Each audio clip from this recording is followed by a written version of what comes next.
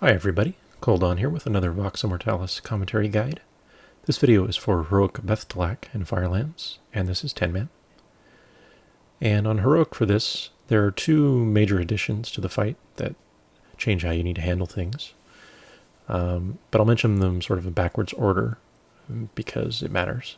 So the least important addition is that the drones on this encounter have a new ability called Fixate.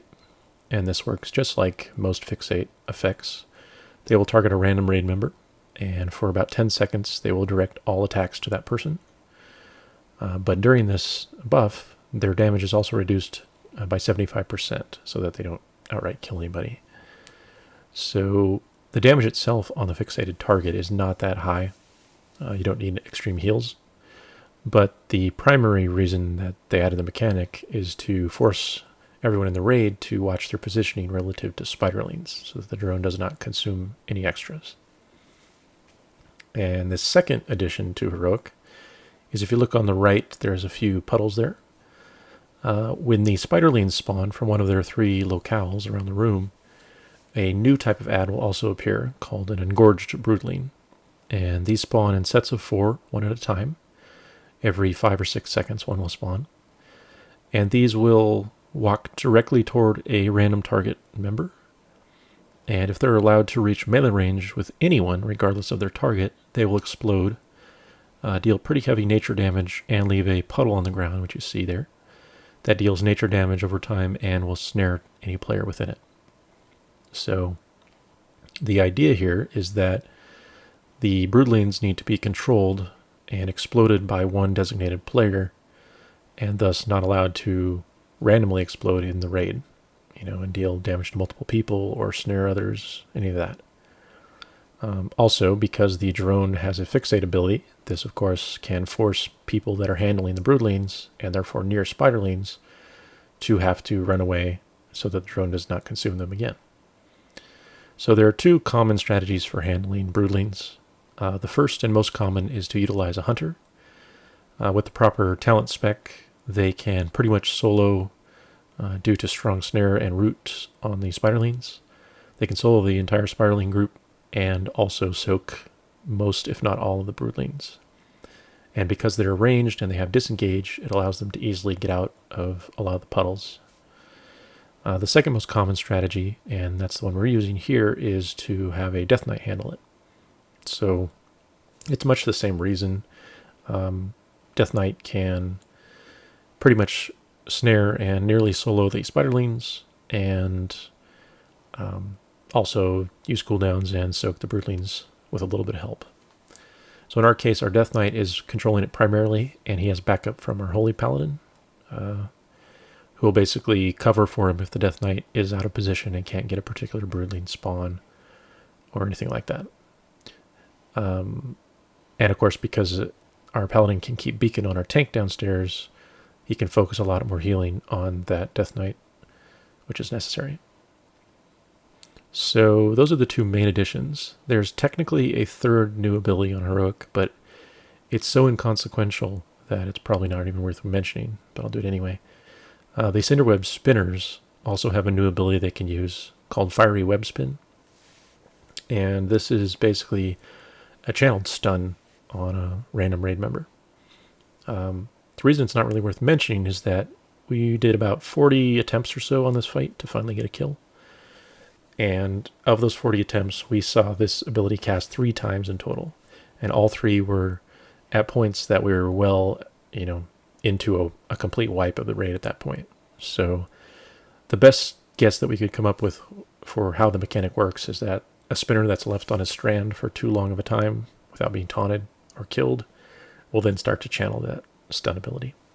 But if you're really doing the rest of the fight as it's meant to be, I don't think you'll ever encounter that as a problem. So that's all the new additions for Heroic. The rest is pretty much dealing with everything.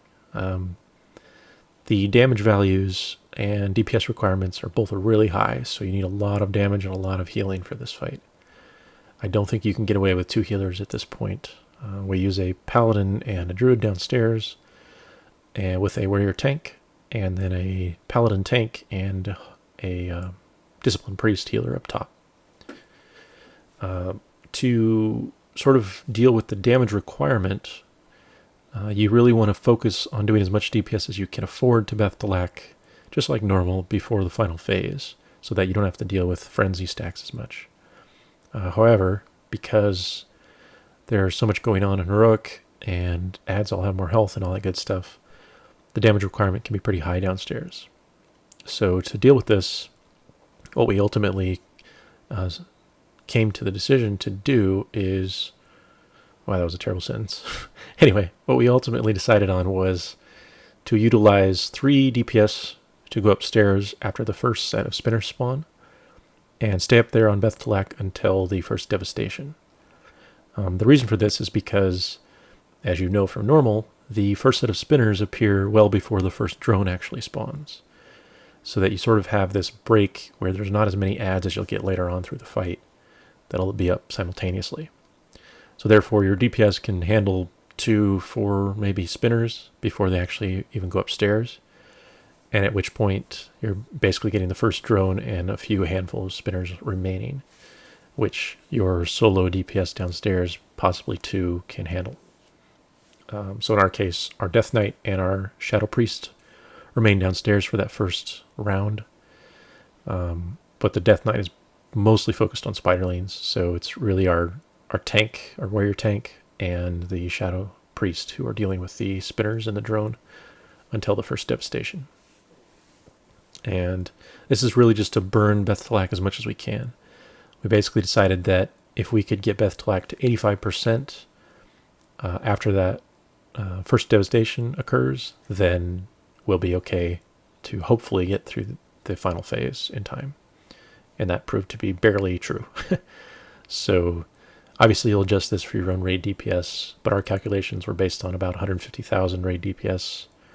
And yeah, so you can kind of adjust it for your own. The other suggestions for this is that I mentioned healing is pretty strong and required.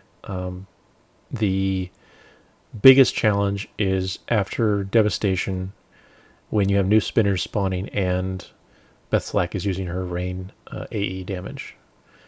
The tank that's going upstairs needs to be very quick to hop on the next available strand and get up top, which will stop the rain AE from happening. Because the longer that goes, the more raid damage is going to be taken, and it gets really extreme. The spinners and the drone also do a random target bolt, just like they do in normal.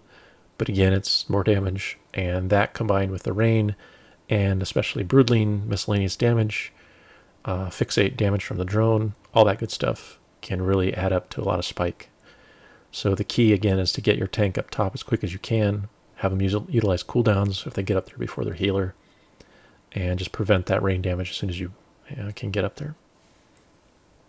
Other than that, the mechanics are pretty much the same as normal. So you'll see here we're just about to enter the phase, so we have everyone focus on the Spiderling set. And kind of a quirk here that we made a mistake on was we rooted the Spiderlings, but 4 of them in the back sort of weren't getting hit by our AE. And so they actually were alive a lot longer than they should have been. But luckily they were far enough away that Beth'tilac did not choose to consume them. So you can see here that she's basically at 80% going into the final phase. And I've actually speeded up the video footage a bit because this phase is a little long at the slower speed. There's not as much to talk about. But this phase is pretty much exactly like normal. It's just everything is amplified. So the damage levels get incredibly high later on in the phase. And obviously because her health is higher, this phase will last longer than you see in normal. So I mentioned that we sort of planned our strategy around our raid DPS in a stationary situation like this. So in our case, we basically assume that we'll have to get the kill around 35 frenzy stacks or so. And I think we got to 36 in this, so pretty close to our plan. And you can just calculate this based on how much damage you'll do to Beth before the phase starts, and then, your raid DPS, and then therefore figure out how many frenzy stacks you'll be up to. So from that frenzy count at the end, then you work backwards and plan out your cooldown rotation accordingly. So in our case, going back from 35 Frenzy, we basically start doing rotations around 28 Frenzy stacks. And you start with the weaker cooldowns, so like Divine Guardian and Rallying Cry, and then save the stronger ones like Power Word Barrier, Tranquility for the end sort of the fight. And after that, just use personal cooldowns, anything you can to prolong the fight and survive. Another minor tip that isn't huge, but it will help a little bit, is that the non-Beth'tilac tank at the time, once their Widow's Kiss has fallen off, they're no longer doing any AE damage. So that player can then stack with the raid and just benefit from the miscellaneous AE heals that are going on. This is obviously, pretty much all healers have something like this, but especially if you have like a druid or shaman with a ground-based AE, then that's just extra damage that's being prevented that you don't really need to use globals on. Otherwise, they'll have to be, manually targeted or smart healed. And then once the tank that is on Beth'tilac at the time gets their Widow's Kiss stack, the tank with the raid can simply taunt from where they're standing, because they're not going to get Widow's Kiss for quite a while, and they can casually rotate out of the raid well before their Widow's Kiss applies, and you just go back and forth doing that. The other thing is that in addition to the fire damage that is ever increasing due to Frenzy, Beth'tilac's melee damage also goes up extremely high in this phase. By the end of the fight, she was hitting our tanks for about 150,000 per melee swing, which obviously is insane. So in addition to raid cooldowns, you also should plan for tanks to use tank cooldowns at appropriate times. In our case, our tanks basically decided to do cooldowns around 30 stacks of Frenzy, at which point, if there's 30 stacks and they're tanking, then obviously they rotate their cooldowns. Because if you don't have cooldowns at that point, you're probably going to die unless you get fully healed between every melee swing, which is pretty challenging. So, we also Bloodlust around 28 or 29. Again, to use that 40-second duration so that we're getting that through the, right till the end of the fight. And now we're using our last cooldowns, tranking, and everyone's just trying to hang on. And that's it. So it's close, but it's a pretty extreme fight. And not the hardest fight, but definitely a good challenge for your DPS and healers as well. So that's Heroic Beth'tilac. Good luck, and thanks for watching.